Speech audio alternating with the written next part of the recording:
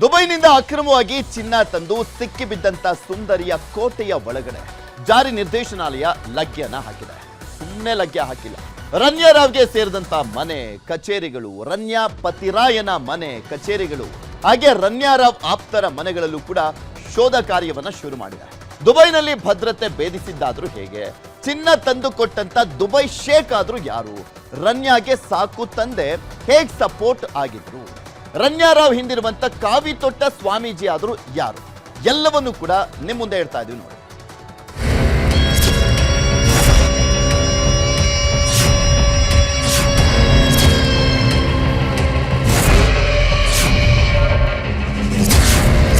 Ranya Rao smuggling ಕೇಸ್ಗೆ ಇಡಿ ಅಧಿಕೃತ entry. Ranya Rao ಅತ್ಯಾಪ್ತರ ಮನೆ ಮೇಲೆ ಇಡಿ ಮೆಗಾ ರೇಡ್.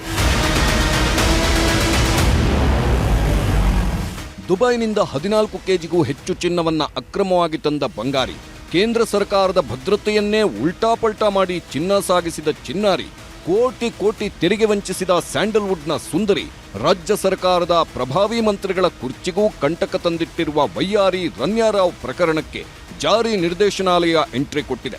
ಇಷ್ಟು ದಿನ ರನ್ಯಾ ರಾವ್ ಕೇಸ್ನಲ್ಲಿ ಸಿಬಿಐ ಅಧಿಕಾರಿಗಳು ಹಾಗೂ ಡಿಆರ್ಐ ಅಧಿಕಾರಿಗಳು ಮಾತ್ರ ವಿಚಾರಣೆ ನಡೆಸುತ್ತಿದ್ರು. ಈಗ ಕೇಸ್ನಲ್ಲಿ ಜಾರಿ ನಿರ್ದೇಶನಾಲಯ ಇಸಿಐಆರ್ ದಾಖಲಿಸಿಕೊಂಡು ದಿಢೀರ್ ದಾಳಿ ಮಾಡಿದೆ. ಅಕ್ರಮ ಹಣ ವರ್ಗಾವಣೆ ದಂಧೆ ನಡೆಸಿರುವುದಕ್ಕೆ ಇಡಿಗೆ ಮಹತ್ವದ ಸಾಕ್ಷಿ ಸಿಕ್ಕಿದೆ ಅಂತ ಗೊತ್ತಾಗಿದೆ. ಹಾಗಾಗಿನೇ ಏಕಾಏಕಿ ರನ್ಯಾ ರಾವ್ ಹಾಗೂ ರನ್ಯಾ ಸಂಪರ್ಕದಲ್ಲಿರೋ ಮನೆಗಳು ಕಚೇರಿಗಳು ಸೇರಿ ಒಟ್ಟು ಬೆಂಗಳೂರಿನ 9 ಜಾಗಗಳಲ್ಲಿ ದಿಢೀರ್ ರೇಡ್ ಮಾಡಿ ಮಹತ್ವದ ದಾಖಲೆಗಳನ್ನೆಲ್ಲ ವಶಕ್ಕೆ ಪಡೆದಿದೆ ಜಾರಿ ನಿರ್ದೇಶನಾಲಯ.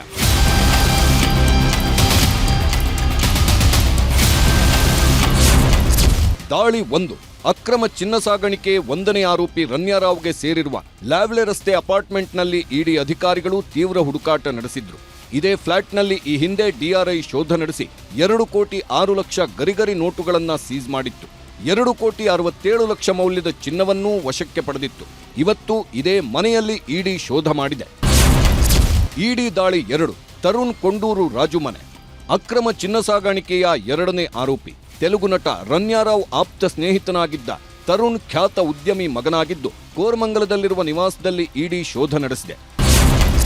ಇಡಿ ನಡೆಸಿದ 3ನೇ ದಾಳಿ ಅಂದ್ರೆ ಬಸವರಾಜು ನಿವಾಸ. ಅಕ್ರಮ ಚಿನ್ನ ಸಾಗಾಣಿಕೆ 3ನೇ ಆರೋಪಿಯಾಗಿದ್ದು ಈತ ಏರ್ಪೋರ್ಟ್ನಿಂದ ರನ್ಯಾಳನ್ನ ಕರೆತರಲು ಭದ್ರತೆ ಕೊಡುತ್ತಿದ್ದ ಪೊಲೀಸಪ್ಪ. ಬೆಂಗಳೂರಿನಲ್ಲಿರುವ ನಿವಾಸದಲ್ಲಿ ಶೋಧ ನಡೆಸಿದ್ದಾರೆ ಇಡಿ ಅಧಿಕಾರಿಗಳು. ಜಾರಿ ನಿರ್ದೇಶನಾಲಯ ನಡೆಸಿದ 4ನೇ ದಾಳಿ ಜತಿನ್ ಹುಕ್ಕೇರಿ ನಿವಾಸ. ಜತಿನ್ ಮೊದಲ ಆರೋಪಿ ರನ್ಯಾ ರಾವ್ ಗಂಡ. ಆಡುಗೋಡಿ ನಿವಾಸದಲ್ಲಿ ಇಡಿ ಶೋಧ ನಡೆಸಿದೆ.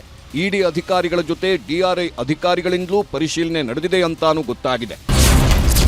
ಇನ್ನು ಇಡಿ ಅಧಿಕಾರಿಗಳು ರನ್ಯಾ ಆಪ್ತ ಸ್ನೇಹಿತರು ಹಾಗೂ ರನ್ಯಾ, ತರುಣ್, ಜತಿನ್ಗೆ ಸೇರಿದ ಕಚೇರಿಗಳ ಮೇಲೂ ರೇಡ್ ಮಾಡಿದೆ. ಕೆಲವರು ರನ್ಯಾ ಜೊತೆ ಫೋನ್ನಲ್ಲಿ ನಿರಂತರ ಸಂಪರ್ಕದಲ್ಲಿದ್ದವರ ಬೆನ್ನತ್ತಿದ್ದು ಬೆಂಗಳೂರಿನಲ್ಲಿ ಬೆಳಿಗ್ಗೆಯಿಂದ 9 ಕಡೆ ಇಡಿ ದಾಳಿ ಮಾಡಿ ಒಂದಷ್ಟು ಪ್ರಮುಖ ಸಾಕ್ಷಿಗಳನ್ನು ಸಂಗ್ರಹಿಸಿದೆ. ಇದಿಷ್ಟು ಇಡಿ ಮತ್ತು ಡಿಆರ್ಐ ಅಧಿಕಾರಿಗಳು ನಡೆಸಿರೋ ದಾಳಿಯ ಪ್ರಮುಖ ಮಾಹಿತಿ. ಈಗಷ್ಟೇ ಬೇಟೆ ಶುರು ಮಾಡಿರುವ ಇಡಿ ಹಲವರನ್ನ ವಿಚಾರಣೆಗೂ ಬರುವಂತೆ ನೋಟಿಸ್ ನೀಡಿದೆ ಅಂತ ಗೊತ್ತಾಗಿದೆ. ಇದು ಒಂದು ಭಾಗವಾದ್ರೆ ರನ್ಯಾ ರಾವ್ ಚಿನ್ನದ ಬಿಸ್ಕೆಟ್ಗಳನ್ನ ತಗೊಂಡು ಭದ್ರತೆ ದಾಟಿ ಹೇಗೆ ಬರ್ತಿದ್ಲು ಅನ್ನೋದನ್ನು ಸಿಬಿಐ ಮತ್ತು ಡಿಆರ್ಐ ಅಧಿಕಾರಿಗಳು ಪತ್ತೆ ಮಾಡಿದ್ದಾರೆ. ರನ್ಯಾ ರಾವ್ಳನ್ನ ಹಸಿರು ವಲಯದಿಂದ ಭದ್ರತೆ ಇಲ್ಲದೆ ಕರ್ಕೊಂಡು ಬರ್ತಿದ್ದ ಪ್ರೋಟೋಕಾಲ್ ಆಫೀಸರ್ ಬಸವರಾಜ್ ಸಿಬಿಐ ಮತ್ತು ಡಿಆರ್ಐ ಮುಂದೆ ಕೊಟ್ಟಿರುವ ಹೇಳಿಕೆಗಳು ನ್ಯೂಸ್ 18ಗೆ ಲಭ್ಯವಾಗಿದೆ. ರನ್ಯಾ ರಾವ್ಗೆ ಪ್ರೋಟೋಕಾಲ್ ಭದ್ರತೆ ಕೊಟ್ಟಿದ್ದೇ ಸಾಕು ತಂದೆ ಐಜಿಪಿ ರಾಮಚಂದ್ರ ರಾವ್. ಡಿಜಿಪಿ ರಾಮಚಂದ್ರ ರಾವ್ ಸೂಚನೆಯಂತೆ ರನ್ಯಾಗೆ ಭದ್ರತೆ ನೀಡಲಾಗ್ತಿತ್ತು. ಈ ವಿಷಯವನ್ನ ವಿಚಾರಣೆ ವೇಳೆ ಮುಖ್ಯಪೇದೆ ಬಸವರಾಜ್ ಹೇಳಿಕೆ ನೀಡಿದ್ದಾನೆ. ಹಲವು ವರ್ಷಗಳಿಂದ ಬಸವರಾಜ್ ಆದ ನನಗೆ ರನ್ಯಾ ಪರಿಚಯದಲ್ಲಿದ್ರು. ದುಬೈನಿಂದ ಬರೋ ಮೊದಲು ಕರೆ ಮಾಡಿ ನನಗೆ ಬರೋ ಟೈಮಿಂಗ್ಸ್ ಎಲ್ಲ ರನ್ಯಾ ಹೇಳ್ತಿದ್ರು. ಅದರಂತೆ ರನ್ಯಾಗೆ ಪ್ರೋಟೋಕಾಲ್ ವ್ಯವಸ್ಥೆ ಮಾಡ್ತಿದ್ದೆ ಅಂತ ಬಸವರಾಜ್ ಹೇಳಿಕೆ ಕೊಟ್ಟಿದ್ದು 4 ಸಲ ಏರ್ಪೋರ್ಟ್ನಲ್ಲಿ ಡಿಜಿಪಿ ರಾಮಚಂದ್ರ ರಾವ್ ಅಣತಿಯಂತೆ ರನ್ಯಾಗೆ ಗ್ರೀನ್ ಚಾನೆಲ್ ಭದ್ರತೆ ಕೊಟ್ಟಿದ್ದನ್ನು ಒಪ್ಪಿಕೊಂಡಿದ್ದಾನೆ ಅಂತ ಗೊತ್ತಾಗಿದೆ. ರನ್ಯಾ ರಾವ್ ಗೋಲ್ಡ್ ಸ್ಮಗ್ಲಿಂಗ್ನಲ್ಲಿ ಅಂತಾರಾಷ್ಟ್ರೀಯ ಲಿಂಕ್ ಇದೆ. ವಿದೇಶಿ ಪೆಡ್ಲರ್ಗಳ ಸಿಂಡಿಕೇಟ್ ಗ್ರೂಪ್ ಇದೆ ಅನ್ನೋ ಪುರಾವೆ ಸಿಕ್ಕಿದೆ. ದುಬೈನಿಂದ ಕೆಜಿಗಟ್ಟಲೆ ಚಿನ್ನ ತರುವುದಕ್ಕೆ ಭಾರತದಿಂದ ಹವಾಲಾ ರೂಪದಲ್ಲಿ ದುಬೈಗೆ ಹಣ ಹೋಗ್ತಿತ್ತು ಅನ್ನೋದಕ್ಕೂ ಪುರಾವೆ ಸಿಕ್ಕಿದೆ. ಬರೀ ರನ್ಯಾ ರಾವ್ ಒಬ್ಬಳ ಕೇಸ್ ಅಷ್ಟೇ ಅಲ್ಲ, ಬೆಂಗಳೂರು, ಮುಂಬೈ, ದೆಹಲಿ ಏರ್ಪೋರ್ಟ್ಗಳಲ್ಲೂ ಗೋಲ್ಡ್ ಸ್ಮಗ್ಲರ್ಗಳನ್ನ ಬಂಧಿಸಲಾಗಿದೆ. ಅವರಿಗೂ ನಟಿ ರನ್ಯಾ ರಾವ್ಗೂ ನಂಟಿದೆಯಾ ಅಂತ ಸಿಬಿಐ ತನಿಖೆ ಮಾಡುತ್ತಿದೆ. ಯಾಕಂದ್ರೆ ಇದೆಲ್ಲ ಸಿಬಿಐ ಎಫ್ಐಆರ್ನಲ್ಲೇ ಉಲ್ಲೇಖವಾಗಿರೋ ಅಂಶ. ಮುಂಬೈ ಏರ್ಪೋರ್ಟ್ನಲ್ಲಿ ಇಬ್ಬರು ವಿದೇಶಿ ಪ್ರಜೆಗಳನ್ನ ಬಂಧಿಸಲಾಗಿತ್ತು. ಇದರಲ್ಲಿ ಒಬ್ಬ ಒಮಾನ್ ದೇಶದವನು, ಮತ್ತೊಬ್ಬ UAE ಪ್ರಜೆ ಅನ್ನೋದು ಗೊತ್ತಾಯಿತು. ದುಬೈನಿಂದ ಈ ಇಬ್ಬರು ವಿದೇಶಿ ಪ್ರಜೆಗಳು ಮುಂಬೈಗೆ ಬಂದಿಳಿದಿದ್ರು. ಖಚಿತ ಮಾಹಿತಿ ಮೇರೆಗೆ ಶೋಧ ನಡೆಸಿದಾಗ ಇಬ್ಬರ ಬಳಿ 18 ಕೋಟಿ ಮೌಲ್ಯದ ಗೋಲ್ಡ್ ಸಿಕ್ಕಿದ್ದು ಸೀಸ್ ಮಾಡಲಾಗಿತ್ತು. ಆಗ ಬಂಧಿತರಿಂದ ದೇಶದ ವಿವಿಧೆಡೆ ಗೋಲ್ಡ್ ಸ್ಮಗ್ಲಿಂಗ್ ನಡೆಯುತ್ತಿದೆ ಅನ್ನೋ ಸುಳಿವು ಸಿಕ್ಕಿತ್ತು. ಅದೇ ಸಮಯದಲ್ಲಿ ಅಲರ್ಟ್ ಆಗಿ ಕಾರ್ಯಾಚರಣೆ ನಡೆಸಿದಾಗ ರನ್ಯಾರಾವ್ ಕೂಡ ಸಿಕ್ಕಿಬಿದ್ರು. ರನ್ಯಾರಾವ್ ಹತ್ರ ಸಿಕ್ಕಿದ 14 ಕೆಜಿ 800 ಗ್ರಾಂ ಚಿನ್ನ, ಮನೆಯಲ್ಲಿ ಸಿಕ್ಕಿದ ಹಣ, ಗೋಲ್ಡ್ ಎಲ್ಲ ಸೇರಿ ಒಟ್ಟು 17 ಕೋಟಿ 29 ಲಕ್ಷ ಬೆಲೆಯಷ್ಟು ಚಿನ್ನ, ಹಣ ಸೀಸ್ ಮಾಡಲಾಗಿದೆ. ಈ ಎರಡೂ ಪ್ರಕರಣಗಳಲ್ಲಿ ಆರೋಪಿಗಳಿಗೆ ದುಬೈ ಲಿಂಕ್ ಇರೋದು ಗೊತ್ತಾಗಿದ್ದು, ಹಿಂದೆ ದೊಡ್ಡ ಸ್ಮಗ್ಲಿಂಗ್ ಸಿಂಡಿಕೇಟ್ ಇದೆ, ಅಲ್ಲದೆ ಕೆಲ ಸರ್ಕಾರಿ ಅಧಿಕಾರಿಗಳು ಸ್ಮಗ್ಲಿಂಗ್ಗೆ ಸಹಾಯ ಮಾಡಿರೋ ಸಾಧ್ಯತೆ ಇದೆ ಅನ್ನೋದನ್ನ ಸಿಬಿಐ ಎಫ್ಐಆರ್ನಲ್ಲಿ ಉಲ್ಲೇಖಿಸಿದೆ. ನಟಿ ರನ್ಯಾರಾವ್ಗೆ ಮಂತ್ರಿಗಳ ಜೊತೆಗಿದ್ದ ಗೆಳೆತನಕ್ಕೂ ಸಿಬಿಐಗೆ ಸಾಕ್ಷ್ಯ ಸಿಕ್ಕಿದೆ. ದಕ್ಷಿಣ ಭಾರತದ ಇಬ್ಬರು ಪ್ರಮುಖ ರಾಜಕಾರಣಿಗಳನ್ನ ವಿಚಾರಣೆ ನಡೆಸುವುದಕ್ಕೂ ಸಿಬಿಐ ಸಿದ್ಧತೆ ಮಾಡಿಕೊಳ್ಳುತ್ತಿದೆ. ಗ್ರಾಮೀಣ ಮಟ್ಟದಲ್ಲೂ ಕೂಡ ಡ್ರಗ್ಸ್ ಲಭ್ಯ ಆಗೋ ರೀತಿಯಲ್ಲಿ ಇವತ್ತು ಆಗಿರ್ತಕ್ಕಂಥದ್ದು ನೋಡಿದ್ರೆ ಎಲ್ಲೋ ಒಂದ್ ಕಡೆ ಕಾನೂನು ವೈಫಲ್ಯ ನಾವೆಲ್ಲರೂ ಕೂಡ ಕಾಣ್ತಾ ಇದ್ದೇವೆ. Getting so much of gold inside any state or any airport, there's a violation. So convenience ಇದೆ ಅಂತ ಅರ್ಥ. ಇದನ್ನೇ ತನಿಖೆ ಆಗಲಿ.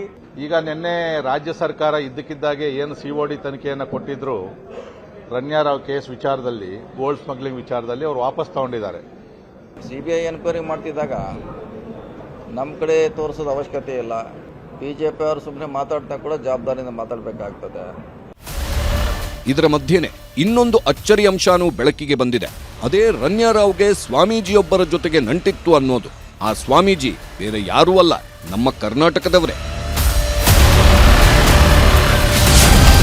ರನ್ಯಾ ಗೋಲ್ಡ್ ಸ್ಮಗ್ಲಿಂಗ್ ಹಿಂದೆ ಸ್ವಾಮೀಜಿ ಕೃಪೆ ಇದೆಯಂತೆ. ಕರಾವಳಿ ಮೂಲದ ಸ್ವಾಮೀಜಿಯೇ ಗೋಲ್ಡ್ ಸ್ಮಗ್ಲಿಂಗ್ಗೆ ಕಿಂಗ್ ಪಿನ್ ಆಗಿದ್ದಾರಂತೆ. ಈಗಾಗಲೇ ಬೆಂಗಳೂರಿನ ಸ್ವಾಮೀಜಿ ಮನೆಯಲ್ಲಿ DRI ಶೋಧ ನಡೆಸಿ ಒಂದಷ್ಟು ಸಾಕ್ಷಿಗಳನ್ನ ಸಂಗ್ರಹಿಸಿದೆಯಂತೆ. ಆದರೆ ದುಬೈನಲ್ಲಿ ವಾಸವಾಗಿರೋ ಕಿಂಗ್ ಪಿನ್ ಸ್ವಾಮೀಜಿ 2 ವರ್ಷಗಳ ಹಿಂದೆ ದುಬೈಗೆ ತೆರಳಿ ಅಲ್ಲೇ ಸೆಟಲ್ ಆಗಿದ್ದು, ದುಬೈನಲ್ಲೇ ಕಚೇರಿ ಕೂಡ ತೆಗೆದಿದ್ದಾರಂತೆ ಆ ಸ್ವಾಮೀಜಿ. ರಾಜಕಾರಣಿಗಳಿಗೆ ರನ್ಯಾಳನ್ನ ಪರಿಚಯಿಸಿದ್ದೇ ಆ ಸ್ವಾಮೀಜಿ. ದುಬೈನಲ್ಲೇ ಕುಳಿತು ರನ್ಯಾ ತರುಣ್ ಮೂಲಕ ಕೆಲಸ ಮಾಡಿಸ್ತಾ ಇದ್ದು, ಮಧ್ಯವರ್ತಿಗಳ ಮೂಲಕ ಬಿಸ್ಕೆಟ್ ತಲುಪಿಸುತ್ತಿದ್ರಂತೆ. ಈಗ ಆ ಸ್ವಾಮೀಜಿಗೆ ರೆಡ್ ಕಾರ್ನರ್ ನೋಟಿಸ್ ಜಾರಿಗೆ ಸಿಬಿಐ ತಯಾರಿ ಮಾಡಿಕೊಂಡಿದ್ದು, ದುಬೈಗೆ ತೆರಳಿ ವಿಚಾರಣೆ ನಡೆಸಲು ಸಿಬಿಐ ಪ್ಲಾನ್ ರೆಡಿ ಮಾಡಿದ್ಯಂತೆ. ಇನ್ನು ನಟಿ ರನ್ಯಾರಾವ್ ದುಬೈ ಏರ್ಪೋರ್ಟ್ನಲ್ಲಿ ಭದ್ರತೆಯನ್ನ ಭೇದಿಸಿ ಹೇಗೆ ಚಿನ್ನ ತಂದ್ಲು ಅನ್ನೋದು ಕೂಡ ಆಘಾತಕಾರಿ ಅಂಶ. ಸಿಬಿಐ DRI ವಿಚಾರಣೆಯಲ್ಲಿ ಈ ಅಂಶಗಳನ್ನು ನಟಿ ರನ್ಯಾರಾವ್ ವಿವರವಾಗಿ ಹೇಳಿದ್ದಾಳೆ. ದುಬೈ ಏರ್ಪೋರ್ಟ್ ಭದ್ರತೆ ತಪಾಸಣೆ ಆಗಿತ್ತು. ಆಮೇಲೆ ಟರ್ಮಿನಲ್ 3ರ ಗೇಟ್ A ಬಳಿ ಬರುವಂತೆ ಅನಾಮಿಕ ಕರೆ ಬಂತು. ಅಲ್ಲಿಗೆ ಹೋದಾಗ ಬಿಳಿ ಬಣ್ಣದ ಗೌನ್ ಧರಿಸಿದ್ದ ವ್ಯಕ್ತಿ ಚಿನ್ನ ಇರುವ 2 ಕವರ್ಗಳನ್ನು ತಂದುಕೊಟ್ಟ. 6 ಅಡಿ ಎತ್ತರದ ವ್ಯಕ್ತಿಯಿಂದ ದುಬೈನಲ್ಲಿ ಚಿನ್ನ ಸಪ್ಲೈ ಆಯಿತು. ಗೇಟ್ A ಬಳಿಯ ಬಾತ್ರೂಮ್ನಲ್ಲಿ ಚಿನ್ನ ಬಚ್ಚಿಟ್ಕೊಂಡಿದ್ದು ಅಂತ ಹೇಳಿಕೆ ಕೊಟ್ಟಿದ್ದು, ದುಬೈ ಏರ್ಪೋರ್ಟ್ನಿಂದ 1 ಕಿಲೋಮೀಟರ್ ದೂರದಲ್ಲಿರುವ ಅಂಗಡಿಯಲ್ಲಿ ಅದಕ್ಕೆ ಬೇಕಾದ ಬ್ಯಾಂಡೇಜ್ ಖರೀದಿಸಿದ್ದನ್ನು ರನ್ಯಾರಾವ್ ಹೇಳಿದ್ದಾಳೆ ಅನ್ನೋ ಮಾಹಿತಿ ಗೊತ್ತಾಗಿದೆ.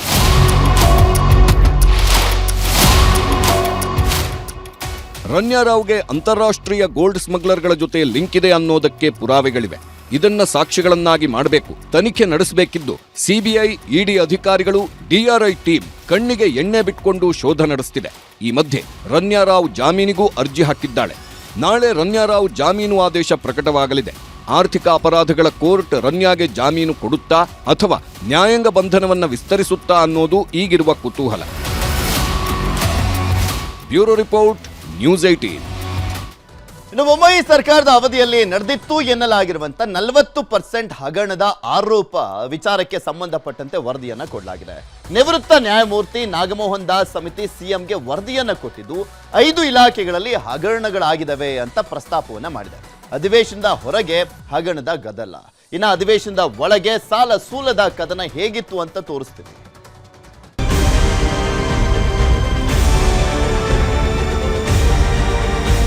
ಬಿಜೆಪಿ ಸರ್ಕಾರದ ಮೇಲೆ 40% ಹಗರಣದ ಆರೋಪ ಹೊರಿಸಿದ್ರು ಕಾಂಗ್ರೆಸ್ ನಾಯಕರು. ಅದೇ 40% ಹಗರಣ ಆರೋಪ ಹೊತ್ತ ಬಿಜೆಪಿ ಅಧಿಕಾರ ಕಳಕೊಂಡ್ರು. ಕಾಂಗ್ರೆಸ್ನವರು ಅಧಿಕಾರಕ್ಕೆ ಬಂದ್ರು. ಅಧಿಕಾರಕ್ಕೆ ಬಂದ ಸಿದ್ದರಾಮಯ್ಯ ಸರ್ಕಾರ ತನಿಖೆಗಾಗಿ ನ್ಯಾಯಮೂರ್ತಿ ನಾಗಮೋಹನ್ ದಾಸ್ ಆಯೋಗ ರಚಿಸಿತ್ತು. ಇವತ್ತು ನ್ಯಾಯಮೂರ್ತಿ ನಾಗಮೋಹನ್ ದಾಸ್ ಆಯೋಗ 26 ಜುಲೈ 2019ರಿಂದ 31 ಮಾರ್ಚ್ 2023ರವರೆಗಿನ ಕಾಮಗಾರಿಗಳ ತನಿಖೆ ನಡೆಸಿ ವರದಿ ಕೊಟ್ಟಿದೆ. ಬಿಜೆಪಿ ಸರ್ಕಾರದ ಅವಧಿಯಲ್ಲಿ 5 ಇಲಾಖೆಗಳ ಕಾಮಗಾರಿಗಳ ಬಗ್ಗೆ ತನಿಖೆ ಮಾಡಿದ್ದು, ಎಲ್ಲಾ ಜಿಲ್ಲೆಯಲ್ಲಿನ ಕಾಮಗಾರಿ ಮೊತ್ತ ಪರಿಗಣಿಸಿದ್ದು, ಲೆಕ್ಕಪತ್ರ, ಕಡತಗಳು, ಸ್ಥಳ ಪರಿಶೀಲನೆ ಮಾಡಿ ವರದಿ ತಯಾರಿಸಿದ 20,000 ಪುಟಗಳ ವರದಿಯನ್ನ ಇವತ್ತು ಸಿಎಂ ಸಿದ್ದರಾಮಯ್ಯಗೆ ಒಪ್ಪಿಸಿತು. ಇದರಲ್ಲಿ 40% ಹಗರಣ ನಡೆದಿದೆ ಅನ್ನೋ ಅಂಶಗಳು ಉಲ್ಲೇಖವಾಗಿದೆ. ಕಾಂಗ್ರೆಸ್ ಸರ್ಕಾರದ ಮೇಲೆ 60% ಆರೋಪ. ನಾಗಮೋಹನ್ ದಾಸ್ ಸಮಿತಿ 40% ಹಗರಣದ ವರದಿ ಕೊಡ್ತಿದ್ದಂತೆ ಬಿಜೆಪಿಯವರು ಸಿದ್ದು ಸರ್ಕಾರದ ಮೇಲೆ 60% ಕಮಿಷನ್ ಆರೋಪ ಮಾಡಿದೆ. ಸಾಮಾಜಿಕ ಜಾಲತಾಣಗಳಲ್ಲೂ ಪೋಸ್ಟರ್ ಹರಿಬಿಟ್ಟಿದೆ. ಒಂದು ಕಡೆ 40%, ಇನ್ನೊಂದು ಕಡೆ 60% ಆರೋಪ ಪ್ರತ್ಯಾರೋಪ ವಿಷಯದಲ್ಲಿ ವಾಕ್ ಸಮರಾನೂ ನಡೆಯಿತು. ನಾಗಮೋಹನ್ ದಾಸ್ ಅವರ ವರದಿ ಏನಿದೆ ಅದು ಪೂರ್ತಿ ರಾಜಕೀಯ ವರದಿಯನ್ನ ಕೊಟ್ಟಿದ್ದಾರೆ. ಸರ್ಕಾರ 40% ಅಂತ ಆಪಾದನೆ ಮಾಡ್ತು. ಇವ್ರು ತನಿಖೆ ಮಾಡಿದ್ಮೇಲೆ ಕರೆಕ್ಟಾಗಿ 40% ಅಂತ ಹೆಂಗ್ ಬಂದ್ಬಿಡುತ್ತೆ? ಅದರಲ್ಲಿ ತನಿಖೆ ಮಾಡಿದಾಗ ಯಾವ ಮಾನದಂಡದಲ್ಲಿ ತನಿಖೆ ಮಾಡಿದ್ದಾರೆ, ಅದಕ್ಕೆ ದಾಖಲೆಗಳೇನು ಕೊಟ್ಟಿದ್ದಾರೆ, ಇವೆಲ್ಲನೂ ಕೂಡ ಬಹಳ ಪ್ರಸ್ತುತ. ಕಾಂಗ್ರೆಸ್ ಹೆಂಗೆ ಹೇಳುತ್ತೋ ಆ ರೀತಿ ಅವರು ವರದಿ ಕೊಡುವಂತ ಚಾಳಿ ಇರ್ತಕ್ಕಂಥದ್ದು. ನೋಡ್ಬೇಕಾದ್ರಲ್ಲಿ ಏನಿದೆ ಅಂತ ಗೊತ್ತಿಲ್ಲ ನಮಗೆ. ಅದು ಕ್ಯಾಬಿನೆಟ್ ಬಂದ್ಮ್ಯಾಗ ನೋಡೋಣ. ಆಗಿದೆ, ಬಹಳಷ್ಟು ಇದೆ ನಮ್ಮಲ್ಲಿ. ಇನ್ನು 70ರಿಂದ ಹಿಡಿದು ಇಲ್ಲಿವರೆಗಿದೆ. 70 ವರ್ಷದಿಂದನೂ ಬಹಳಷ್ಟು ವರದಿಗಳು ಸರ್ಕಾರಕ್ಕೆ ಸಲ್ಲಿಸಲು ಕೂಡ ಹಾಗೆ ಕೆಲವು ಜಾರಿ ಆಗಿದೆ, ಕೆಲವು ಜಾರಿ ಆಗಿಲ್ಲ. ಇದನ್ನ ಮಾಡೋಣ. ಇದು ಮಾಡಲಿಕ್ಕೆ ಕ್ಯಾಬಿನೆಟ್ ಬಂದಾಗ ಚರ್ಚೆ ಮಾಡ್ತೀವಿ.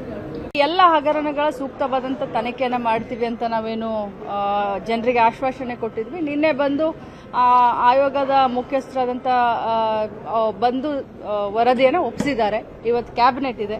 ಕ್ಯಾಬಿನೆಟ್ನಲ್ಲಿ ಇದ್ರ ಬಗ್ಗೆ ಚರ್ಚೆ ಆಗುತ್ತೆ. ಏನು ಮುಖ್ಯಮಂತ್ರಿಗಳು ಮತ್ತು ಕ್ಯಾಬಿನೆಟ್ ಡಿಸಿಷನ್ ತಗೊಳ್ತಾರೆ, ಅದ್ರ ಮೇಲೆ ಕ್ರಮ ಆಗುತ್ತೆ. ವಿಧಾನಸಭೆ ಹೊರಗೆ ಹಗರಣದ ವಿಷಯದಲ್ಲಿ ವಾಗ್ದಾಳಿಗಳು ನಡೆದರೆ, ವಿಧಾನಸಭೆ ಅಧಿವೇಶನದ ಒಳಗೆ ಬಜೆಟ್ ಮೇಲೆ, ರಾಜ್ಯದ ಸಾಲದ ಮೇಲೆ ಅಭಿವೃದ್ಧಿ ಹಣ ಕೊಡದ ಪಾಪರ್ ಸರ್ಕಾರ, ಶಾಸಕರೇ ವಿಷ ಕೊಡಿ ಅಂತಿದ್ದಾರೆ ಅಂತ ವಿಪಕ್ಷ ನಾಯಕ ಅಶೋಕ್ ವಾಗ್ದಾಳಿ ಮಾಡಿದ್ರು. ಇವತ್ತು ಯಾವ ಸ್ಥಿತಿ ಇದೆ ಅಂತ ಹೇಳಿದ್ರೆ, ಎಲ್ಲರೂ ನಮ್ಗೆ ವಿಷ ಕೊಡಿ ಅನ್ನೋ ಸ್ಥಿತಿಯಲ್ಲಿದೆ ಇಡೀ ರಾಜ್ಯದ ಜನ. ಎಲ್ಲರೂ ಈಗ ಅಂಗನವಾಡಿ ಕಾರ್ಯಕರ್ತರು, ಆಶಾ ಕಾರ್ಯಕರ್ತರು, ಅತಿಥಿ ಉಪನ್ಯಾಸಕರು ಅವರೆಲ್ಲ ನಾನು ವಿಷ ಕೊಡಿ ಅಂತ ಹೇಳ್ತಾ ಇದ್ದಾರೆ. ನಾನು ಅವರೇ ವಿಷ ಕೊಡಿ ಅಂತ ಹೇಳಿದ್ರಲ್ಲ ಆಗಲ್ಲ. ನಮ್ಮ ದಾವಣಗೆರೆ MLA ಕೂಡ ನನಗೆ ವಿಷ ಕೊಡಿ ಅಂತ ಹೇಳಿದ್ರು. ಚನ್ನಗಿರಿ MLA ಅವರು. ಆಮೇಲೆ ಇನ್ನ ನಮ್ಮ ಕಾಗೆ ಅವರು, ಯಾರೋ ರಾಜು ಕಾಗೆ ಅವರು, ನಾನು ನೇಣು ಹಾಕೊಂಡ್ಬಿಡ್ತೀನಿ ಬಂದು ವಿಧಾನಸೌಧದಲ್ಲಿ. ಇದೆಲ್ಲ ಬಂದಿರೋಂಥದ್ದು. ಅಧಿವೇಶನಕ್ಕೆ ಸಿಎಂ ಬರ್ತಿದ್ದಂತೆ ಅಶೋಕ್ ವಾಗ್ದಾಳಿ ಜೋರಾಯ್ತು. ಹುಣಸೆ ಮರ ಮುಪ್ಪಾದ್ರೂ ಹುಳಿ ಮುಪ್ಪಾಗಲ್ಲ ಅಂದುಕೊಂಡಿದೆ. ಆದ್ರೆ ಸಿದ್ದರಾಮಯ್ಯನವರ ಬಜೆಟ್ 2017ರಲ್ಲಿ ಇದ್ದಿದ್ದಕ್ಕೂ ಈಗಿನದ್ದಕ್ಕೂ ದಾರಿ ತಪ್ಪಿದೆ ಅಂದ್ರು. ಕರ್ನಾಟಕವನ್ನ ಸಾಲದಲ್ಲಿ ಮುಳುಗಿಸಿದ್ದಾರೆ ಅಂದ್ರು. ಇದು ದೀರ್ಘಕಾಲದ ಒಂದು ಆರ್ಥಿಕ ಸುಸ್ಥಿತಿಯನ್ನ ಮಾಡುವಂತ ಬಜೆಟ್ ಅಲ್ಲ. ತಕ್ಷಣದ ರಾಜಕೀಯ ಬೆನಿಫಿಟ್ಗೋಸ್ಕರ ಮಾಡಿರುವಂತ ಬಜೆಟ್ ಇದು.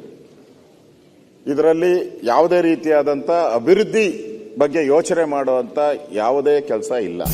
ಅಶೋಕ್ ಮಾತಿನ ಮಧ್ಯೆ ಸಿಎಂ ಉತ್ತರ ಕೊಟ್ರು. ಕರ್ನಾಟಕದ ಸಾಲ ಹೇಳ್ತೀರಲ್ಲ, ಕೇಂದ್ರ ಸರ್ಕಾರದ ಸಾಲ ಎಷ್ಟು ಹೇಳ್ರಪ್ಪ ಅಂತ ಸಿಎಂ ಸವಾಲೆಸೆದು ಲೆಕ್ಕಾನೂ ಕೊಟ್ರು. ಎಲ್ಲ ಸಾಲ ಮಾಡದೆ ನಿಮ್ಮ ಕೇಂದ್ರದಲ್ಲಿ ಸಾಲ ಮಾಡದೆ ಎಷ್ಟೇ ಅಂತ ಹೇಳ.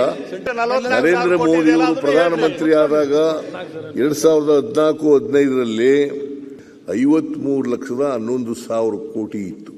ಒಟ್ಟು ಸಾಲ ಆಗಿರ್ತಕ್ಕಂಥದ್ದು ದೇಶದ ಮೇಲೆ 200,01,000 ಕೋಟಿ. ಫಿಸ್ಕಲ್ ಡಿಸಿಪ್ಲಿನ್ ಆಕ್ಟ್ ಒಳಗಡೆನೆ ಇದ್ದೀವಿ. ಆದ್ರೂ ಸಾಲ ಮಾಡ್ಬಿಟ್ಟಿದ್ದೀರಿ ಯಾವ ಬಾಯಿನಲ್ಲಿ ಹೇಳ್ತೀರಪ್ಪ? ಮಾತಾಡ್ತಾ ಸಿಎಂ ಸಿದ್ದರಾಮಯ್ಯ ಬಿಜೆಪಿಯವರು ನನ್ನ ಮುಂದೆ ಬಂಡತನ ಪ್ರದರ್ಶನ ಮಾಡಬೇಡಿ ಅಂದ್ರು. ಆಗ ಬಿಜೆಪಿಯವರು ಸಿಟ್ಟಿಗೆದ್ರು. ನಾನು ವಿಚಲಿತ ಆಗಲ್ಲ ಅಂತ ಸಿಎಂ ಬಿಜೆಪಿಯವರ ಕಾಲೆಳೆದ್ರು. ಈ ಬಂಡತನ ಇದೆಯಲ್ಲ, ಈ ಬಂಡತನ ಪ್ರದರ್ಶನ ನೋಡ್ರಿ, ನೀವು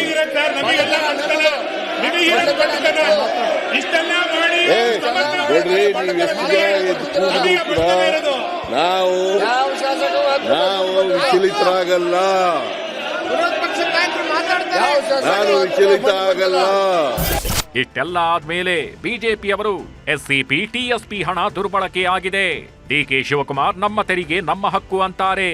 ಎಸ್ಸಿಪಿ ಟಿಎಸ್ಪಿ ಹಣಕ್ಕಾಗಿ ಆ ಸಮುದಾಯದ ಜನ ನಮ್ಮ ಹಕ್ಕು ನಮ್ಮ ಹಣ ಅಂದ್ರೆ ಎಲ್ಲಿಗೆ ಹೋಗ್ತೀರಾ ಅಂತ ಅಶೋಕ್ ಕಾಲೆಳೆದರು.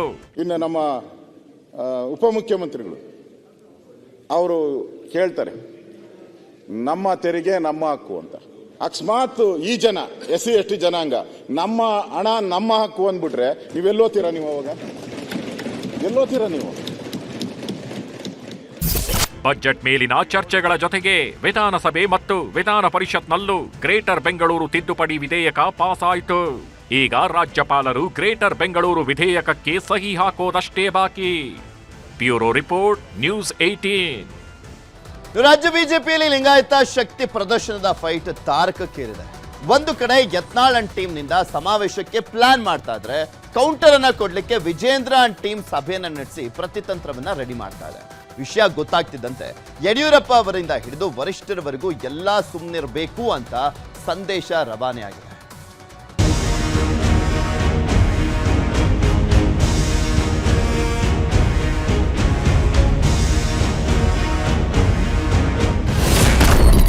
ಬಿಜೆಪಿಯಲ್ಲಿ ಲಿಂಗಾಯತ ಸಮಾಜದ ಶಕ್ತಿ ಸಮರ. ಎರಡು ಬಣಕ್ಕೂ ಸಭೆ ಮಾಡದಂತೆ ಹೈಕಮಾಂಡ್ ತಾಕೀತು. ಬಿಜೆಪಿಯಲ್ಲಿ ಬಣಗಳ ನಡುವೆ ಈಗ ಲಿಂಗಾಯತ ಸಮಾವೇಶದ ಸಮರ ಜೋರಾಗಿದೆ. ರೆಬೆಲ್ ನಾಯಕ ಬಸನಗೌಡ ಪಾಟೀಲ್ ಯತ್ನಾಳ್ ವಿಜಯೇಂದ್ರ ಯಡಿಯೂರಪ್ಪಗೆ ಕೌಂಟರ್ ಕೊಡಲು ಲಿಂಗಾಯತ ಬೃಹತ್ ಸಮಾವೇಶಕ್ಕೆ ತೆರೆಮರೆಯಲ್ಲಿ ಸಿದ್ಧತೆ ನಡೆಸುತ್ತಿದ್ದಾರೆ. ಇದರ ಬೆನ್ನಲ್ಲೇ ಇದಕ್ಕೆ ಕೌಂಟರ್ ಕೊಡಲು ವಿಜಯೇಂದ್ರ ಆಪ್ತ ಬಣ ಕೂಡ ಭರ್ಜರಿ ತಯಾರಿ ನಡೆಸುತ್ತಿದೆ. ಮಾಜಿ ಶಾಸಕ ಎಂಪಿ ರೇಣುಕಾಚಾರ್ಯ ನೇತೃತ್ವದಲ್ಲಿ ಜಿಲ್ಲಾವಾರು ಸಭೆಗಳನ್ನು ಮಾಡಿ ಸಮಾವೇಶಕ್ಕೆ ರೆಡಿಯಾಗ್ತಿದೆ. ಆದರೆ ಈಗ ಮಾಜಿ ಸಿಎಂ BS ಯಡಿಯೂರಪ್ಪ ದಿಢೀರ್ ಮಧ್ಯಪ್ರವೇಶಿಸಿ ಯಾವುದೇ ಸಭೆಗಳನ್ನು ನಡೆಸದಂತೆ ರೇಣುಕಾಚಾರ್ಯಗೆ ಸೂಚನೆ ನೀಡಿದ್ದಾರೆ. ಸಮಾಜದ ಸಂಘಟನೆ ಇದು ಯಾರ ಆಸ್ತಿ ಅಲ್ಲ. ಸಮಾಜ, ಭಾರತೀಯ ಜನತಾ ಪಾರ್ಟಿ ಸಂಘಟನೆಗೂ ಸಮಾಜಕ್ಕೂ ಯಾವುದೇ ಇಲ್ಲ. ಹಂಗಂತೇಳಿ ನಾವು ಪಕ್ಷದ ವಿರುದ್ಧ ಅಲ್ಲ, ಪಕ್ಷಕ್ಕೆ ಅದೀವಿ. ಇದು ಜಾತಿ ಜನಗಣತಿ ಅವೈಜ್ಞಾನಿಕ. ಅದನ್ನ ನಾವು ಸಾರಾ ಸಂಘಟನೆಗೆ ವೀರಶೈವ ಮಹಾಸಭಾ ಈಗಾಗಲೇ ವಿರೋಧ ಮಾಡಿದೆ, ನಾವು ವಿರೋಧ ಮಾಡ್ತೀವಿ. ಇನ್ನು 4ನೇದು ದಾವಣಗೆರೆಯಲ್ಲಿ ದೊಡ್ಡ ಮಟ್ಟ ಸಮಾವೇಶ ಮಾಡಬೇಕಂತ ಮಾಡಿದ್ವಿ. ಇದನ್ನು 100ಕ್ಕೆ 100 ನಿಗದಿಯಂತೆ ನಾವು ಮಾಡೇ ಮಾಡ್ತೀವಿ. ಯಡಿಯೂರಪ್ಪನ ವಿಜೇಂದ್ರ ಬೇಡ ಅಂತ ಹೇಳಿದ್ರೆ ನಿಜ, ಹಂಗಂತೇಳಿ ಶೆಡ್ ಹೊಡೆದಂತಲ್ಲ. ಇದು ಸಮಾಜದ ಸಮಾವೇಶ ನಾವು ಮಾಡ್ತೀವಿ. Basanagouda Patil Yatnal, GM Siddeshwar, BP Harish and team ಕೂಡಲ ಸಂಗಮದಲ್ಲಿ ಬೃಹತ್ ವೀರಶೈವ ಲಿಂಗಾಯತ ಸಮಾವೇಶಕ್ಕೆ ಸಿದ್ಧತೆ ಮಾಡಿಕೊಂಡಿತ್ತು. ಅದಕ್ಕೂ ಮುನ್ನ ದಾವಣಗೆರೆಯಲ್ಲಿ ಹಿಂದೂಗಳ ಸಮಾವೇಶ ಮಾಡುವ ಪ್ಲಾನ್ ಮಾಡಿತ್ತು. ಯಡಿಯೂರಪ್ಪ ಲಿಂಗಾಯತ ನಾಯಕನಲ್ಲ ಎಂಬ ಸಂದೇಶ ರವಾನೆಗೆ ತಂತ್ರಗಾರಿಕೆ ರೂಪಿಸಿತ್ತು. ಇದಕ್ಕೆ ದೊಡ್ಡ ಮಟ್ಟದಲ್ಲಿ ಕೌಂಟರ್ ಕೊಡಲು ವಿಜಯೇಂದ್ರ ಬಣ ಕೂಡ ಭರ್ಜರಿ ತಯಾರಿ ನಡೆಸಿತ್ತು. ಆದರೆ ದಿಢೀರ್ ಯಡಿಯೂರಪ್ಪ ನಿರ್ಧಾರದಿಂದ ಸದ್ಯಕ್ಕೆ ಸಭೆಗಳನ್ನು ಮಾಡುವ ನಿರ್ಧಾರ ಕೈಬಿಟ್ಟಿದ್ದಾರೆ ರೇಣುಕಾಚಾರ್ಯ. ಆದರೆ ಪಕ್ಷದ ಯಾವುದೇ ಪದಾಧಿಕಾರಿಯಾಗದ ನಾನು ಮುಂದಿನ ದಿನಗಳಲ್ಲಿ ಸಮಾಜದ ಹೆಸರಿನಲ್ಲಿ ಸಭೆಗಳನ್ನು ನಡೆಸುವುದಾಗಿ ಹೇಳಿದ್ದು, ಅದಕ್ಕೆ ಯತ್ನಾಳ್ರನ್ನು ಕೂಡ ಆಹ್ವಾನ ಮಾಡಿದ್ದಾರೆ. ಮಂತ್ರಿಯಾಗಿದ್ದರೆ ನಾನು ಈಗಲೂ ವಿನಂತಿ ಮಾಡ್ತೀನಿ, ನಾನಂಗಂತೇಳಿ ನನ್ನ ನಿಲುವಿನಲ್ಲಿ ಬದಲಾವಣೆ ಇಲ್ಲ. No compromise. ಹಂಗಂತೇಳಿ ಸಂಘರ್ಷ ಬೇಡ. ನಾವೆಲ್ಲ ಸಾಮರಸ್ಯದಿಂದ ಒಟ್ಟಾಗಿ ಒಂದಾಗಿ, ಇಲ್ಲಿ ಯಾರು ವ್ಯಕ್ತಿ ಮುಖ್ಯ ಅಲ್ಲ, ನಮ್ಮ ಸ್ವಪ್ರತಿಷ್ಠೆಗಳನ್ನ ಬದಿಗೊತ್ತಿ ನಾನು ಅನ್ನೋದರ ಬದಲಾಗಿ ನಾವು ಒಟ್ಟಾಗಿ ಹೋಗೋಣ ಬನ್ನಿ ಅಂತ ಹೇಳ್ತೀನಿ. ಹಂಗಂತೇಳಿ ರೇಣುಕಾಚಾರ್ಯ ಸಾಫ್ಟ್ ಆದರು ಬೆಂಡ್ ಆದರು, ಯಾರಿಗೂ ಬೆಂಡ್ ಆಗಲ್ಲ, ಸಾಫ್ಟ್ ಆಗಲ್ಲ. ಮತ್ತು ಸಮಾಜಕ್ಕೋಸ್ಕರ ನಮ್ಮ ನಿಲುವಿನಲ್ಲಿ ಕೆಲವು ಬದಲಾವಣೆ ಆಗಲೇಬೇಕು. ಹೌದಪ್ಪ. ರಾಜ್ಯಾಧ್ಯಕ್ಷ ರೇಸ್ನಲ್ಲಿ ಬಿ ಶ್ರೀರಾಮುಲು, ಅವಕಾಶಕ್ಕಾಗಿ ಕಾಯ್ತಿದ್ದೇನೆಂದ ರಾಮುಲು. ರಾಜ್ಯಾಧ್ಯಕ್ಷರ ಬದಲಾವಣೆ ಬಗ್ಗೆ ಬಿ ಶ್ರೀರಾಮುಲು ಮಾತನಾಡಿದ್ದು, ಅವಕಾಶಕ್ಕಾಗಿ ನಾನು ಕಾಯ್ತಿದ್ದೇನೆ ಅಂದಿದ್ದಾರೆ. ಈಗಾಗಲೇ ರಾಷ್ಟ್ರೀಯ ನಾಯಕರನ್ನೂ ಭೇಟಿಯಾಗಿ ಚರ್ಚಿಸಿರುವ ಶ್ರೀರಾಮುಲುಗೆ ಒಳ್ಳೆ ಟೈಮ್ ಬರುತ್ತೆ, ಸ್ವಲ್ಪ ಕಾಯಿ ಅಂತ ಹೇಳಿದ್ದಾರಂತೆ. ನೋಡ್ರಿ, ನಮ್ಮ ರಾಷ್ಟ್ರೀಯ ನಾಯಕರು ಆಲ್ರೆಡಿ ಅವರು ತೀರ್ಮಾನನೇ ಅಂತಿಮವಾದಂಥ ತೀರ್ಮಾನ ಆಗುತ್ತೆ. ಯಾಕಂದರೆ ಇವತ್ತು ಎಲ್ಲರೂ ಕೂಡ ನಾನು ಅವಕಾಶ ಸಿಕ್ಕಂಥ ಟೈಮಲ್ಲಿ ಕೂಡ ರಾಷ್ಟ್ರೀಯ ನಾಯಕರ ಹತ್ರ ಕೂಡ ನಾನು ಮಾತಾಡಿದಂಥ ಟೈಮಲ್ಲಿ ಕೂಡ ಅವ್ರು ಒಂದೇ ಮಾತು ಹೇಳಿ, ಶ್ರೀರಾಮುಲುರೇ ಎಲ್ಲ ಅವಕಾಶಗಳು ಎಲ್ಲರಿಗೂ ಕೂಡ ಸಿಗ್ತಾವೆ. ಸಮಯ ಅಂದರೆ ನಾವು ರಾಷ್ಟ್ರೀಯ ನಾಯಕರು ಮುಂದಿನ ದಿನಗಳಲ್ಲಿ ರಾಷ್ಟ್ರೀಯ ನಾಯಕರು ಒಂದು ಅಂತಿಮವಾದಂಥ ತೀರ್ಮಾನಕ್ಕೆ ಬರ್ತೀವಿ ಅಂತ ಹೇಳಿದರೆ ಆ ಬರೋ ತನಕ ಕೂಡ ನಾವೆಲ್ಲರೂ ಕಾಯಬೇಕಾಗುತ್ತೆ. ಅವರ ಅಂತಿಮವಾದಂಥ ತೀರ್ಮಾನ ಏನು ತೊಗೊತಾರೋ ನಾವೆಲ್ಲರೂ ಕೂಡ ಕಾಯವಾಚ ಮನಸ್ಸಿಂದ ನಾವೆಲ್ಲರೂ ಕೂಡ ತಲೆಬಾಗಿ ಕೆಲಸ ಮಾಡಬೇಕಾಗುತ್ತೆ. ಇನ್ನು ಬಣದ ಸಭೆಗಳಿಗೆ ಬ್ರೇಕ್ ಹಾಕಿರುವ ಯಡಿಯೂರಪ್ಪ ಮಾತಿನ ಹಿಂದೆ ಹೈಕಮಾಂಡ್ ಸಂದೇಶ ಇದೆ ಎನ್ನಲಾಗಿದೆ. ಅದಕ್ಕಾಗಿ ಸದ್ಯಕ್ಕೆ ಯಾವುದೇ ಸಭೆಗಳನ್ನು ನಡೆಸದಿರಲು ವಿಜಯೇಂದ್ರ ಟೀಮ್ ನಿರ್ಧರಿಸಿದೆ. ಇತ್ತ ಯತ್ನಾಳ್ ಬಣ ಕೂಡ ಸೈಲೆಂಟ್ ಆಗಿದೆ ಎನ್ನಲಾಗಿದೆ. ಕೃಷ್ಣ ಜೀವಿ, ಪೊಲಿಟಿಕಲ್ ಬ್ಯೂರೋ, ನ್ಯೂಸ್ 18. ಅಮೆರಿಕದ ಡಾಲರ್ಗೆ ತನ್ನದೇ ಆದಂಥ ಚಿಹ್ನೆ ಇದೆ. ಯುರೋಪ್ನ ಯೂರೋಗೂ ಕೂಡ ತನ್ನದೇ ಚಿಹ್ನೆ ಇದೆ. ಬ್ರಿಟನ್ನ ಪೌಂಡ್ಸ್, ಸ್ವಿಸ್ ದೇಶದ ಹಣಕ್ಕೆ, ಭಾರತದ ರೂಪಾಯಿಗೂ ಕೂಡ ತನ್ನದೇ ಆದಂಥ ಲೋಗೋಗಳಿರುವಂಥದ್ದು. ಆದರೆ ಹಿಂದಿ ಹೇರಿಕೆ ಖಂಡಿಸುವಂತ ಬರದಲ್ಲಿ ಭಾರತದ ರೂಪಾಯಿ ಚಿಹ್ನೆಯನ್ನೇ ತಮಿಳುನಾಡು ಬಜೆಟ್ನಲ್ಲಿ ತೆಗೆದು ಸಮರವನ್ನ ಸಾರಲಾಗಿದೆ.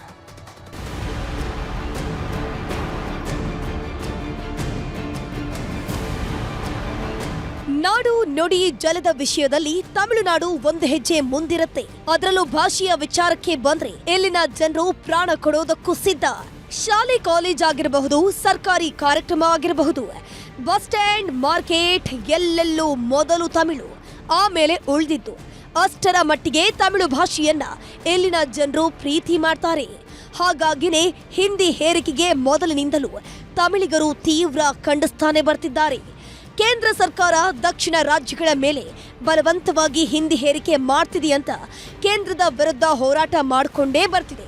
ಇದರ ಮಧ್ಯೆ 2025-26ರ ರಾಜ್ಯ ಬಜೆಟ್ನ ಲಾಂಛನವನ್ನ ತಮಿಳುನಾಡು ಸರ್ಕಾರ ಬಿಡುಗಡೆ ಮಾಡಿದ್ದು, ಹಿಂದಿ ಹೇರಿಕೆ ಆಗ್ತಿದೆಯಂತ ದೇಶವೇ ಒಪ್ಪಿಕೊಂಡಿರುವ ರೂಪಾಯಿ ಚಿಹ್ನೆಯನ್ನೇ ಬದಲಾವಣೆ ಮಾಡಿ ತಮಿಳು ಅಕ್ಷರವನ್ನ ಬಳಸಲಾಗಿದೆ. ರಾಜ್ಯ ಬಜೆಟ್ ಮೇಲೆ ರೂಪಾಯಿ ಲೋಗೋ ಬದಲಾವಣೆ. ಕೇಂದ್ರಕ್ಕೆ ತಮಿಳುನಾಡು ಸರ್ಕಾರದಿಂದ ಟಾಂಗ್. ನಾಳೆ ತಮಿಳುನಾಡು ಬಜೆಟ್ ಮಂಡನೆಯಾಗ್ತಿದೆ. ಈ ಬಜೆಟ್ನ ಹೊಸ ಲಾಂಛನದಲ್ಲಿ ರೂಪಾಯಿ ಚಿಹ್ನೆ ಬದಲಿಗೆ ತಮಿಳು ಅಕ್ಷರ ರೂಪಾಯಿಯನ್ನ ಬಳಸಲಾಗಿದೆ. ತಮಿಳಿನಲ್ಲಿ ರೂಪಾಯಿಯನ್ನ ರುಬಾಯಿ ಅಂತ ಕರೆಯಲಾಗುತ್ತೆ. ತಮಿಳು ಲಿಪಿ ಬಳಸಿ ಪರೋಕ್ಷವಾಗಿ ಕೇಂದ್ರ ಸರ್ಕಾರಕ್ಕೆ ಸ್ಟಾಲಿನ್ ನೇತೃತ್ವದ ಡಿಎಂಕೆ ಸರ್ಕಾರ ಟಾಂಗ್ ಕೊಟ್ಟಿದೆ. ಸೋಷಿಯಲ್ ಮೀಡಿಯಾದಲ್ಲಿ ಬಜೆಟ್ನ ಹೊಸ ಲೋಗೋವನ್ನ ಸಿಎಂ ಎಂಕೆ ಸ್ಟಾಲಿನ್ ಹಂಚಿಕೊಂಡಿದ್ದಾರೆ. ಸಮಾಜದ ಎಲ್ಲ ವರ್ಗಗಳ ಅನುಕೂಲಕ್ಕಾಗಿ ತಮಿಳುನಾಡಿನ ವ್ಯಾಪಕ ಅಭಿವೃದ್ಧಿಯನ್ನ ಖಚಿತಪಡಿಸಿಕೊಳ್ಳುವುದಕ್ಕೆ ಅಂತ ಬರೆದುಕೊಂಡಿದ್ದಾರೆ. ರೂಪಾಯಿ ಲೋಗೋ ವಿವಾದದ ಬಗ್ಗೆ ತಮಿಳುನಾಡು ಬಿಜೆಪಿ ಅಧ್ಯಕ್ಷ ಅಣ್ಣಾಮಲೈ ರಾಜ್ಯ ಸರ್ಕಾರದ ವಿರುದ್ಧ ಆಕ್ರೋಶ ಹೊರಹಾಕಿದ್ದಾರೆ. 2025-26ರ ಡಿಎಂಕೆ ಸರ್ಕಾರದ ರಾಜ್ಯ ಬಜೆಟ್ ಮೇಲೆ ತಮಿಳನೊಬ್ಬ ವಿನ್ಯಾಸಗೊಳಿಸಿದ ರೂಪಾಯಿ ಚಿಹ್ನೆಯನ್ನ ಬಳಸಲಾಗಿದೆ. ರೂಪಾಯಿ ಲೋಗೋವನ್ನ ಇಡೀ ಭಾರತ ಅಳವಡಿಸಿಕೊಂಡಿದೆ ಮತ್ತು ನಮ್ಮ ಕರೆನ್ಸಿಯಲ್ಲಿ ಅದನ್ನ ಸೇರಿಸಲಾಗಿದೆ. ರೂಪಾಯಿ ಚಿಹ್ನೆಯನ್ನ ವಿನ್ಯಾಸಗೊಳಿಸಿದ ಶ್ರೀ ಉದಯ್ ಕುಮಾರ್ ಅವರು ಡಿಎಂಕೆಯ ಮಾಜಿ ಶಾಸಕರ ಪುತ್ರ. ಸ್ಟಾಲಿನ್ ಅವರೇ, ನೀವು ಎಷ್ಟು ಮೂರ್ಖರು ಎಂದು ಅಣ್ಣಾಮಲೈ ಪ್ರಶ್ನಿಸಿದ್ದಾರೆ. First of all, they have ruled Tamil Nadu for so many times. They have submitted the budget for so many times. Why they want to act like this? Dramatize like this? So they were in the power in the center for so many years. Why didn't they think about that? So it's a federal setup. They have to respect the national symbols. We are not against using Tamil. If I tell now, immediately they will tell, oh, BJP is against using Tamil. We are also Tamilians. ಅನುದಾನ ಹಂಚಿಕೆಯಲ್ಲಿ ತಾರತಮ್ಯ ವಿರುದ್ಧವೂ MK Stalin ಸರ್ಕಾರ ಕೇಂದ್ರದ ವಿರುದ್ಧ ಧ್ವನಿ ಎತ್ತಿತ್ತು.